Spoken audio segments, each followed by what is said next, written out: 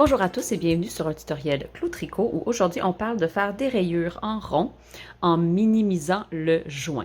Avant de commencer, vous pouvez aller dans la boîte de description, cliquer sur le lien qui vous permet de vous inscrire à mon infolettre. Vous pouvez aussi cliquer sur le lien qui vous permet de devenir membre de ma chaîne, ce qui me permet de vous offrir toujours plus de tutoriels gratuits. Alors, j'ai un petit échantillon qui a été fait en rond et qui utilise des rayures de 2 rangées. Comme vous le voyez ici, sur le début de mon échantillon jusqu'à ici, j'ai fait une certaine technique pour changer de laine qui n'incluait aucun croisement, aucune technique particulière, juste de prendre la prochaine laine et de continuer à travailler. Et ça me donne ce joint très, très visible. Parce qu'évidemment, quand on tricote en rond, on ne tricote pas un rond par-dessus un autre rond, par-dessus un autre rond. On tricote une spirale. Hein. Quand on arrive à la fin de notre rangée, on embarque sur la prochaine rangée. C'est en continu, donc ça fait une grande spirale, ce qui fait qu'on voit très bien dans des rayures la fin de notre rang quand on prend la prochaine laine. Donc, ce que j'ai fait à partir du moment à peu près ici, en fait, j'ai changé la façon dont je prenais ma laine. Je vais vous montrer à l'intérieur. Donc, ça, c'est la première chose qui me permet de minimiser le joint. Donc, à l'intérieur, ici, c'est quand j'ai rien fait, ce qui veut dire que quand j'arrive à la fin, si j'étais rendue, mettons, à changer de couleur, si je laisse tomber ma laine comme ça et je prends la prochaine sans les croiser, OK? Sans les twister du tout, ça me crée vraiment un joint assez flagrant, assez frustrant. C'est quasiment comme si mes rangées étaient intercalées. Tandis que dans la partie juste un peu plus haut, il y a encore un joint.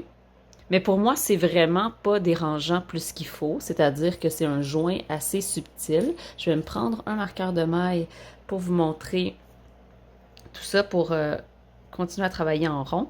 J'ai mis le début de mon rang en plein milieu de mon Magic Loop ici pour voir mieux. Donc, ce que je fais, je vais tricoter la prochaine rangée, puis je vais vous montrer ce que je fais pour joindre de cette façon-là, qui me crée un joint subtil, mais quand même là. Puis ensuite, je vais vous montrer la technique pour faire un joint carrément invisible. Donc, on continue. La technique que je vous montre aujourd'hui, je la fais sur des rangées de deux rangs, sur des rayures de 2 rangs en fait. Ça pourrait se faire sur des rayures de 3, 4, 5, 6, 7, beaucoup plus de rangs. Je vais vous expliquer comment. Ça ne peut pas par contre être fait sur des rayures de seulement un rang. Dans ce cas-là, j'utiliserai la méthode Helix ou hélicoïdale que j'ai déjà fait ici sur cette vidéo. Quand je vais arriver à la fin de mon deuxième rang, ici, à mon petit marqueur. Donc, je vais glisser mon marqueur et je suis rendue à changer de couleur. Donc, au lieu de laisser tomber cette couleur et prendre la prochaine ici, ce que je vais faire, c'est que je vais, en arrière ici, twister mes 2 laines pour que la laine que je vais utiliser passe par-dessus, à partir de la droite, par-dessus ma laine que je viens d'utiliser. Donc, je les twist ensemble et je tire, mais pas trop, pour pas trop rapetisser la maille qui est ici, parce que quand je vais tirer sur cette laine-là, évidemment, ça va rapetisser cette maille-là. Je vais tirer un petit peu pour qu'elle soit assez serrée, mais pas trop. Et je vais venir commencer à travailler. Donc, encore une fois, si je le fais en prenant avec la main droite, je passerai en dessous de ma laine que je viens d'utiliser et je viendrai chercher ma nouvelle laine pour commencer à travailler. Et ce que ça va faire, c'est que ça va remonter un peu, ça va permettre à ce joint-là d'être un peu plus subtil. Okay? Donc moi, sincèrement, juste cette technique-là me convient. Je pourrais continuer à travailler comme ça et ne pas être frustrée du look de mon joint, ici, de ma jonction. C'est un peu moins élastique ici, parce que c'est l'endroit où continuellement, on change de couleur. Donc, cette partie-là ici va être un petit peu plus serrée, un peu plus dense, un peu moins élastique. Donc, si on fait, mettons, un chandail, on le mettrait sur le côté. et ce côté-là aurait une élasticité un petit peu différente. L'autre truc qu'on peut utiliser, en plus de celui-là, bien sûr, c'est de continuer à tricoter et de faire le rang au complet. Et le truc va se passer sur le deuxième rang. Donc, on continue à travailler jusqu'au bout.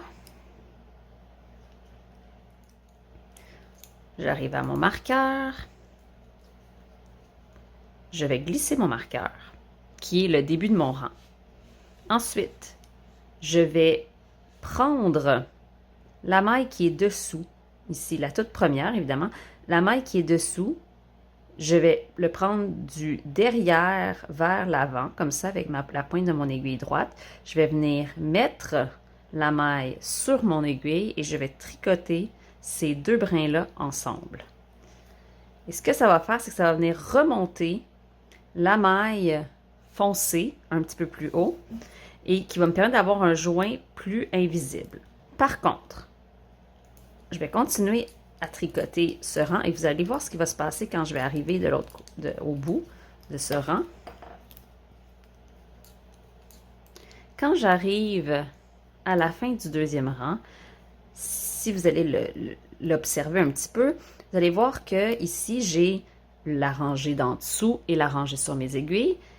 Même chose de l'autre côté, j'ai la rangée d'en dessous et la rangée sur mes aiguilles, mais pas cette maille-là. Cette maille-là, la rangée de dessous a été en fait enlevée quand j'ai tiré sur la maille dans... Quand j'ai pris la maille d'en dessous et que je l'ai amenée par-dessus mon aiguille, ce que ça se fait, ça vient cacher la maille derrière. Et donc, je vois très clairement que j'ai seulement une maille. Donc, si je continue à faire mes changements de couleur à la même place, donc je prends la prochaine laine, je la prends à partir de la droite et je commence à tricoter. Ce qui va se passer, c'est que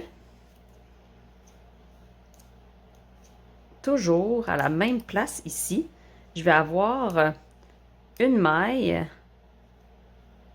qui est seule versus les deux autres ici. Donc ça va fonctionner de faire cette technique-là et de laisser le changement de couleur à la même place si on a des rayures larges ou si on a seulement une rayure à deux rangs, puis ensuite on change pour encore une rayure large. Par contre, si on fait que des rayures à deux rangs en continu, ce qu'on va faire pour améliorer cette jonction, c'est que ici, ça c'est le début de mon rang, ça ne va pas changer.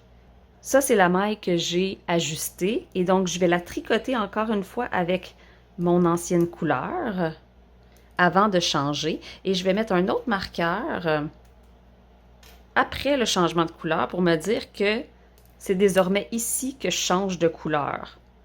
Et maintenant, je vais changer ma couleur, toujours en twistant mes laines, donc en prenant celle de la gauche, évidemment à partir de la droite par-dessus. Et je vais tricoter mon rang.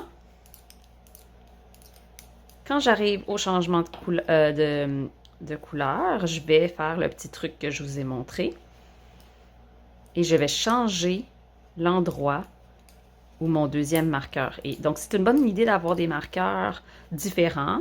Si vous faites du Magic Loop régulier, vous pourriez laisser le début du rang au changement d'aiguille. Moi, je l'ai mis ici parce que visuellement, pour la vidéo, c'est plus facile de reconnaître, de voir en fait le joint. Bref, vous allez tricoter jusqu'à ce que vous n'ayez plus de la couleur avec laquelle vous ne tricotez pas. Donc ça, c'est le début de mon rang. OK. Nouveau rang. Par contre, je dois tricoter cette couleur-là, de cette maille-là, de cette nouvelle couleur. Je vais ensuite enlever mon marqueur. Je vais faire le petit tour de passe-passe de mettre ma laine ici par-dessus mon aiguille et de tricoter les deux ensemble. Et je vais remettre mon aiguille. Et vous voyez maintenant, mon marqueur. Vous voyez maintenant que je suis à 2 mailles du début du rang. Et donc, à chaque fois qu'on fait un changement de couleur comme ça, et qu'on remonte une maille de la façon dont je vous ai montré, ce qui va se passer, c'est que notre changement de couleur va se promener sur notre rangée. Donc, ça ne sera pas toujours à la même place, ce qui va donner un effet beaucoup plus subtil au changement de couleur, puisqu'il se déplace tout le tour de notre projet. Donc, ça ne va pas accrocher l'œil de la même façon que lorsqu'il est toujours à la même place. Voyons voir. Je vais faire quelques rangées de plus. De 1 pour que vous voyez bien ce qui se passe. Donc là, j'arrive à la fin de mon rang. Je vais changer mon marqueur. Mais ma laine ici, je vais la changer après le deuxième marqueur. Donc, tricote ces deux côtés-là, change le marqueur, change de laine. On twist ici et on commence à tricoter avec la deuxième couleur. En tirant pas trop sur notre laine pour pas créer de mailles plus petites plus bas. Donc, on continue comme ça jusqu'au bout et je vais faire le changement de couleur une dernière fois avec vous. J'arrive au changement de rang, donc le début du rang. Je glisse mon marqueur du début du rang. Je tricote mes deux mailles dans la couleur qui était juste avant. Et maintenant, je vais faire le truc pour être sans joint visible. J'enlève mon marqueur, je prends la maille dessous, je la remonte, je tricote les deux ensemble, je replace mon marqueur et je suis repartie. Et maintenant, mes deux marqueurs ont 3 mailles de différence, comme ceci. Donc ici, je n'ai rien fait de différent et j'ai vraiment un joint assez évident. Ici, j'ai simplement twisté mes laines et ça me donne un joint qui est beaucoup moins évident. Et ici, j'ai utilisé la technique de remonter un côté de la maille d'en dessous tout en le faisant déplacer. Donc, à vous de voir qu'est-ce qui vous convient. Évidemment, travailler en rond, en rayure, va toujours avoir un joint. Ça, on ne peut pas s'en empêcher. Mais le résultat, je trouve, de ces deux techniques-là est pas mal acceptable. Bon tricot!